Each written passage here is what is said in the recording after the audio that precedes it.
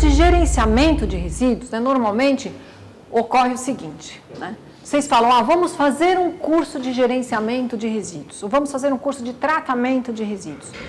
A expectativa das pessoas é que apareça, né, durante este tratamento, uma varinha mágica que vai fazer com que todos os resíduos que já existem desapareçam. Sim ou não? Vocês gostariam de sair daqui, né, com os problemas de vocês resolvidos. Vocês vão ver que, na verdade, é o contrário. Quando a gente fala de gerenciamento de resíduo, a última coisa na qual a gente tem que pensar é na questão da disposição final. Tá? Então, existe uma hierarquia de medidas de controle de poluição, que está lá na nossa política maior relacionada a resíduos, que é a Política Nacional de Resíduos Sólidos, que vai dizer para a gente o seguinte: nós vamos fazer qualquer atividade, não precisa ser atividade de laboratório, tá? Essa atividade pode gerar um resíduo? Nós temos que pensar no que nós podemos fazer para que esse resíduo não seja gerado. Então, a primeira coisa que a gente tem que fazer é evitar a geração de resíduos. A segunda é, não tem jeito. Para eu fazer essa atividade, eu vou ter que gerar resíduo. Então, eu vou ver o que eu posso fazer para gerar a menor quantidade possível de resíduos.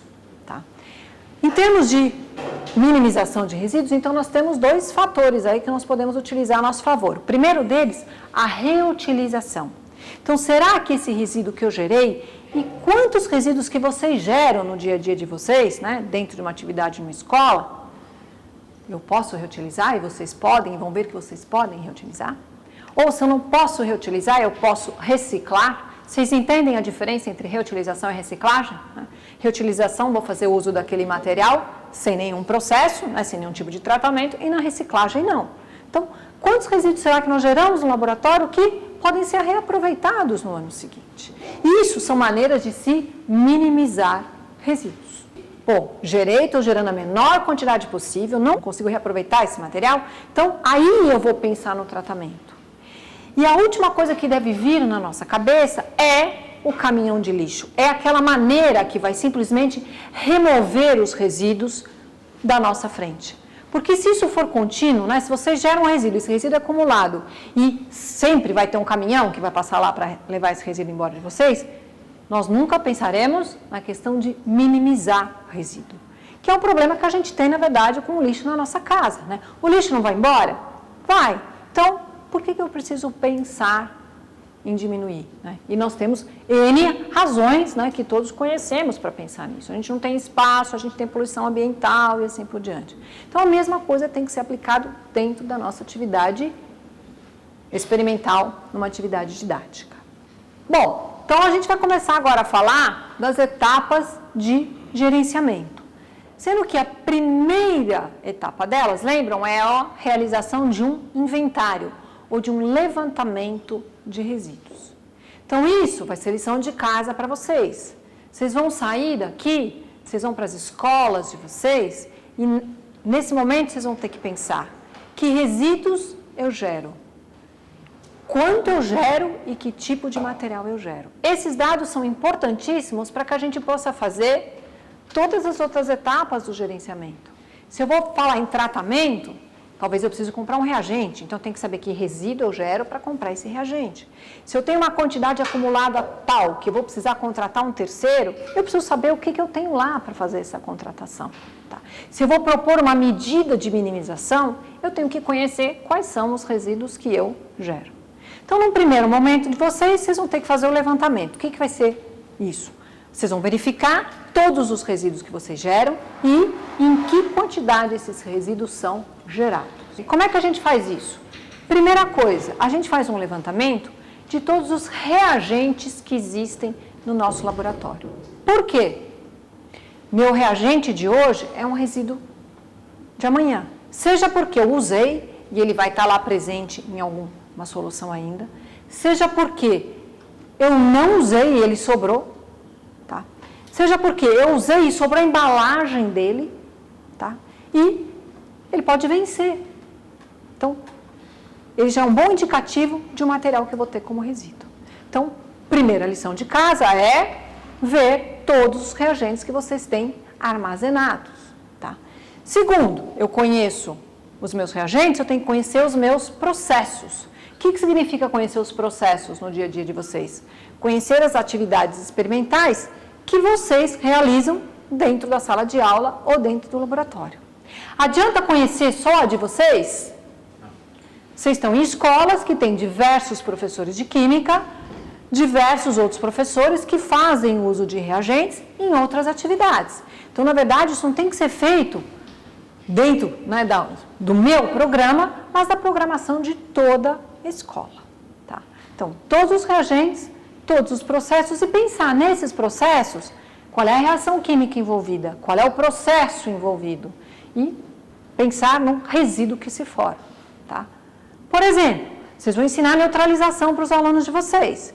Vocês fazem lá uma solução de ácido clorídrico, uma solução de hidróxido de sódio, misturam essas duas soluções. Vocês geraram algum resíduo perigoso?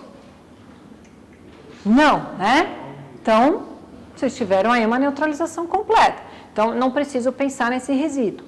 Mas, para fazer esse processo, eu gero um pouquinho mais da solução de ácido clorídrico do que eu vou usar, porque eu posso ter um problema lá na hora. E eu gero um pouquinho mais da outra. Então, no meu processo eu não vou ter um resíduo, mas vai sobrar solução que eu vou preparar. Então, eu tenho que contemplar isso. Tá? Então, reagentes, atividades experimentais, conhecer tudo, né, em termos de reação ou, né, se eu não tenho uma reação, às vezes eu só tenho um aquecimento, vocês têm lá sulfato de cobre pentaidratado que vocês aquecem, então você só perdeu água, né? Então vocês têm que analisar tudo isso criticamente. Tá? E o terceiro ponto que vocês têm que levar em consideração é a existência do que a gente chama de resíduos passivos. Na economia a gente fala que o ativo é aquilo que a gente gera no dia a dia. O passivo é aquilo que a gente já tem. Tá? Mesma coisa dentro de um resíduo. Você fazer o levantamento pensando nos experimentos que você vai realizar, você está pensando na geração do ativo. Mas na escola de vocês podem ter uma série de materiais já armazenados. Isso é o que a gente está chamando, então, de resíduo passivo. Tá? Então, vocês têm que conhecer todos os materiais que vocês já têm acumulados. O que vai poder ser um resíduo passivo que vocês têm lá guardado? Um reagente que vocês não usam mais porque ele se tornou obsoleto. Né? Aquele procedimento que fazia uso do reagente não é mais feito na escola. Um reagente que venceu e você não usa mais aquele reagente na escola. Um reagente que se deteriorou. Né? Então, você tem lá um frasco escrito, sei lá, cloreto de manganês, que deveria ser um sólido, e está uma solução. Um frasco sem rótulo. Tá? Então, se é um frasco sem rótulo, eu não sei o que é, aquilo é um resíduo passivo para mim. Na hora que eu vou olhar que reagentes eu tenho, na hora que eu vou olhar que resíduos eu tenho, né, os meus resíduos passivos, o que eu vou ter que fazer? Eu vou ter que, por exemplo, abrir um armário e eu vou ter que começar a olhar os frascos que estão lá dentro. Tá? Então, vocês abriram esse armário e encontraram um frasco que tem um rótulo com um nome químico, né, um nome de uma substância química que vocês conhecem. Qual é o primeiro pensamento de vocês? Bom, eu conheço, então eu sei qual é o estado físico deste material, e aí eu tenho que dar uma checada, por enquanto visualmente apenas, para ver se aquilo que está lá dentro condiz com a minha expectativa. Por exemplo, eu encontrei um frasco que está escrito ácido clorídrico concentrado, e nesse frasco tem um líquido. É o que eu espero? É. Então eu vou remover esse frasco do armário, vou anotar isso numa lista. Agora, suponho que atrás deste frasco tenha um que está escrito lá, sei lá, dicromato de potássio, que vocês esperam que seja de que cor? Laranja. E por acaso tem alguma coisa lá? Cor de rosa. Isso quer dizer o quê? Que ou esse material se decompôs, ou que alguém fez um reaproveitamento de frasco indevido. Então você não tem certeza do que existe naquele frasco. Primeira coisa, na hora de anotar, né? Não vou anotar dizendo que é de cromato, eu vou fazer uma descrição do material. E eu vou pensar, na verdade, se eu devo remover esse frasco, tá? Porque visualmente aquilo pode até ter um significado, vou falar, mas isso aqui tem cor de permanganato. Agora, eu vou poder ter situações na qual eu tenho lá um frasco que está escrito que tem um determinado material, que eu espero que é um líquido que seja, né, um líquido incolor, e não é mais um líquido incolor, é alguma coisa marrom. né? Ou é alguma coisa que tem um sólido junto. Então, isso significa que aquele material sofreu algum tipo de reação, de decomposição. Então, eu não devo, num caso como esse, colocar a minha mão no frasco, eu não devo remover esse frasco. Eu tenho que tentar enxergar o de trás sem colocar a minha mão nesse. E na minha lista eu vou colocar que eu tenho um frasco nessas condições. Tá? Mesma coisa se for um frasco sem rótulo. Por quê? Nós vamos, né, conversar sobre isso daqui a pouco, mas um frasco sem rótulo ele deve ser considerado como contendo algo extremamente tóxico, extremamente perigoso. É que nós nos deparamos, às vezes, no laboratório, com frascos não identificados, em função do tempo até, mas não translúcidos. Então, eu não tenho como identificar ele lendo, vendo, talvez pegar e chacoalhar, você pode ver se é líquido ou não, mas eu não, acho que não convém chacoalhar um frasco que você não tem. Não, você nunca deve chacoalhar o frasco. Você pode criar uma pressão, uma liberação de gases. O que a gente deve fazer nesse caso? Se eu não tenho acesso a nenhum tipo de informação dele, eu não vou mexer. Vai ser a mesma coisa que se eu tivesse acesso, eu sei que hidróxido de sódio tem alguma coisa aqui que é um líquido, tá? É a mesma situação. Então, se você não consegue enxergar, você vai no seu levantamento dizer que você tem um frasco sem rótulo, ok? Esses dados, gente, são importantíssimos para vocês, porque esses dados vocês podem utilizar para propor as medidas de minimização, tá?